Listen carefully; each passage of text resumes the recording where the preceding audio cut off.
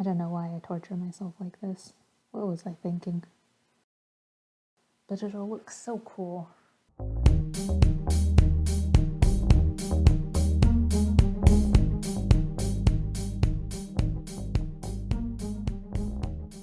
Welcome to CC Writes. My name is CC Lepke, and today a little bit different. I have a book that's coming out at the beginning of next year, or towards the beginning in the first couple of months. And I want to work on some promotional material for it. And I thought the best way to do that would be to create a book trailer. I've done book trailers before. I usually animate my book trailers. What I've done in the past is I used construction paper, fed it all into my computer, and animated it through there. But now I have Blender. And Blender is a lot of fun. I've played around with using it a few times, and I thought it would be a good idea to try and use this. I've done a few practice animations up to now just to make sure that I am actually capable of animating something in at least good enough detail that it'll work for my purposes. In the past, I've only ever used Photoshop to do animations. And Blender works a little bit differently, but because it's made for doing animation, I thought even if it's a little bit different, it'll still, maybe it'll be a little bit easier. That said, I'm just going to get started. The first thing that I'm going to start off with, as far as the animation is concerned, is I planned to have my character go into a running cycle from a standing position. I'm going to start with a stick figure. And I'm just going to animate the stick figure doing exactly what I want the character to do. That way I can get all of the motions in there and make sure all of the proportions stay about the same. And then after that, I'll start blocking in the different parts that I need to. So the feeling that I want to give off with this is that the character is going to be kind of drawn into herself. And so I want it to look like a very meek, uncertain, uncomfortable way of standing.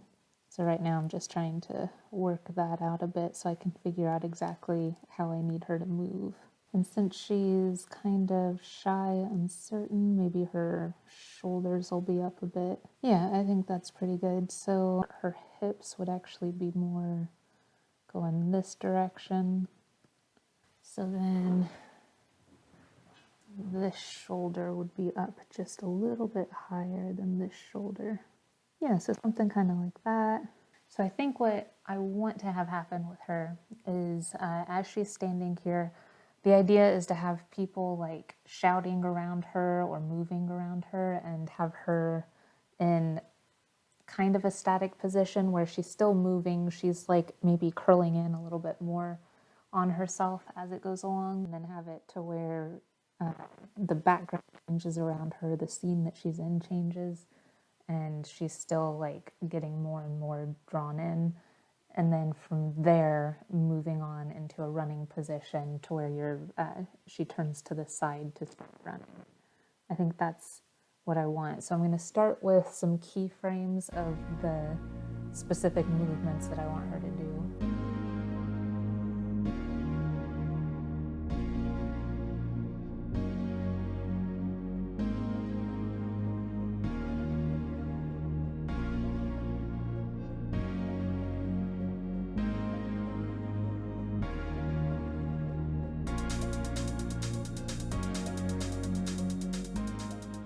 I watched a tutorial once where they were saying doing smears isn't the best thing to do for animation, but my goodness, they're my favorite thing to draw.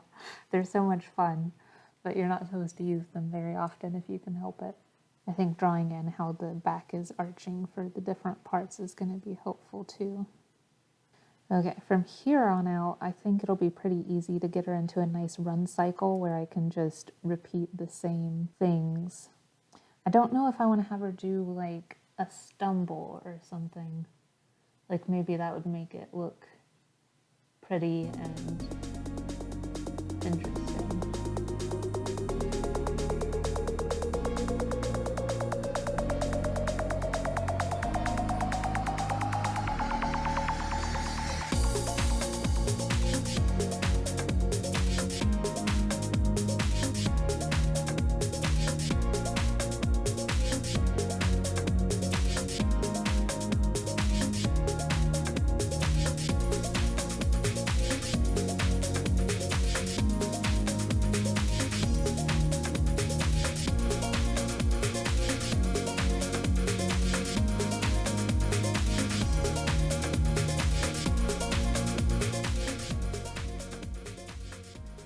And then from here, I wanted the camera to sort of go around the character, which means I actually have to rotate the character itself. But first I have to figure out which direction I need it to go. I think maybe, so the way that I'm imagining her positioning right now is kind of a 3/4 turn. I'm going to start putting in some guides a little bit so that I can help myself. So this is the direction that she's facing right now, so almost profile. So then what I want her to do, something like that.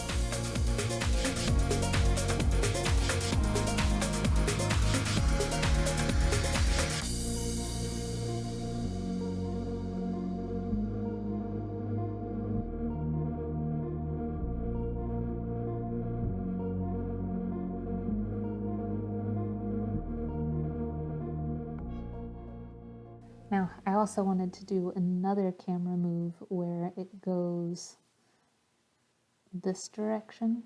I don't know why I torture myself like this. What was I thinking? But it'll look so cool.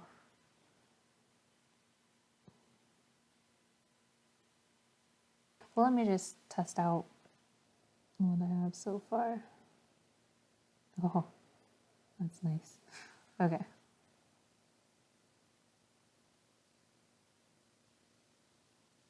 I'm really proud of myself for this. Okay, here we go.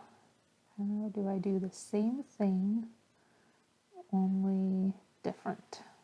So my thought is the floor needs to sort of come up as her head sort of goes down.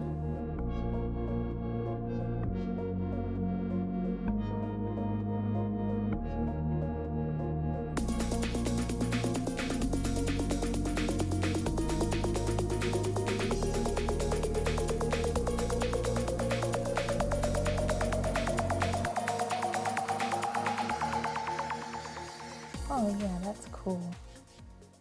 Look at that. What a nice rotation. It's almost like I planned it. For this, I need to make sure I know where her knees are. Oops. I'm not gonna lie, I'm a little frightened of trying to draw someone diving upside down, but here we go. I used to be a competitive diver, so the way that we would normally dive is you're walking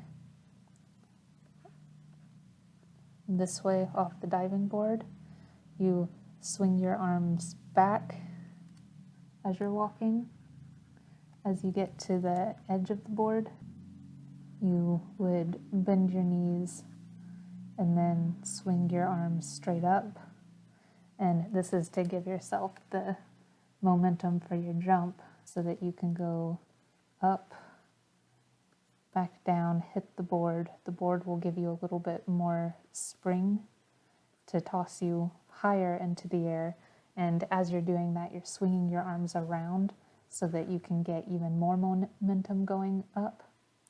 Because with competitive diving, the closer you are to the board, without hitting it, of course, the better your score is going to be.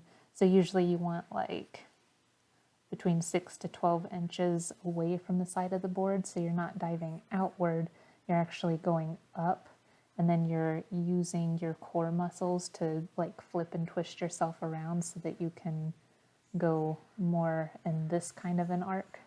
But that is not what she's doing here, and so I'm more used to the mechanics of this type of dive, and so now I have to think about the way that a normal person would do it.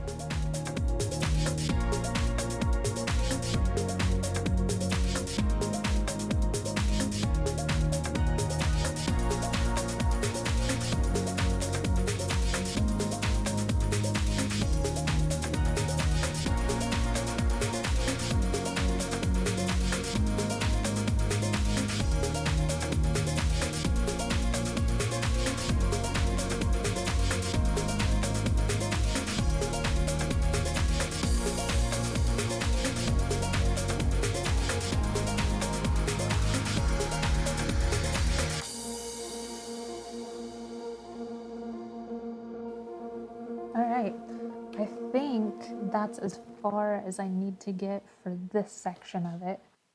But yeah, this is exciting. I got a nice amount put in here. I got into a really nice ending place for animating for today. And all of this only took me 2 hours, which I think is really nice. I mean, it's not a solid animation, obviously. I still have to do all of the in-betweens to make it look super smooth. And then after I do all of the in-betweens, I actually have to go in and draw the person over the framework that I have here. I'm happy with what I was able to get out today. But that's all I've got for today. So thank you very much for joining me today on CC Writes. I hope you enjoyed our time together, and I will see you later.